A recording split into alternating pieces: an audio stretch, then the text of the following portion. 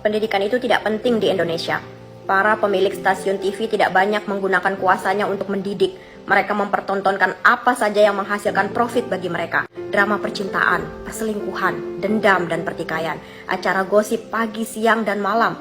Apa yang bisa dipelajari anak-anak kita dari semua itu? Persentase tontonan edukatif dan yang non-edukatif jauh tertinggal. Pendidikan itu tidak penting di Indonesia.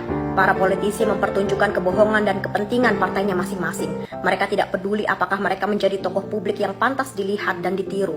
Yang penting agenda mereka tetap berjalan, elektabilitasnya naik, dan kembali terpilih di tahun-tahun mendatang.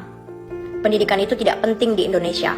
Banyak pejabat pemerintah dan pejabat publik jadi koruptor, tapi sama sekali tak memperlihatkan rasa malu. Mereka tidak berpikir dan tidak sadar yang dilakukannya bisa menghancurkan generasi ini dan generasi mendatang. Pendidikan itu tidak penting di Indonesia. Lebih banyak para public figure memilih memamerkan Lamborghini, barang-barang bermerek, memperlihatkan harta-hartanya. Mereka tidak mau menyuarakan tentang pentingnya pendidikan dan menggunakan ketenaran untuk memperbaiki negerinya. Hasilnya, generasi kita berlomba untuk menjadi viral, terkenal, dan kaya saja. Pendidikan itu tidak penting di Indonesia, karena masih banyak orang tua berpikir bahwa kewajiban mereka menjadikan anaknya berpendidikan dan menjadi manusia yang luhur cukup dengan mengantar dan menjemput anak mereka dari sekolah saja.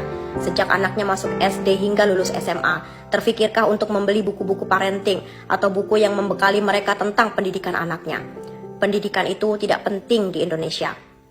Semua dari kita melakukan apapun semaunya. Kadang tak peduli bahwa kebebasan kita terikat tanggung jawab dan semua tindakan disaksikan anak-anak. Jika ada kasus besar, ada yang salah dengan anak-anak, baik di sekolah maupun di luar sekolah, kita akan meminta Menteri Pendidikan untuk berkomentar dan menuntut pertanggungjawaban. Pendidikan itu tidak penting di Indonesia.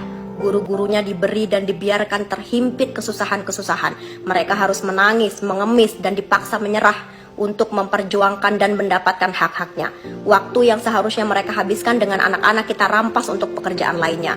Kita letakkan beban bernama pendidikan di pundak, kepala, dan kakinya. Tapi kita biarkan tangannya terikat dan perutnya lapar. Pentingkah pendidikan itu di Indonesia?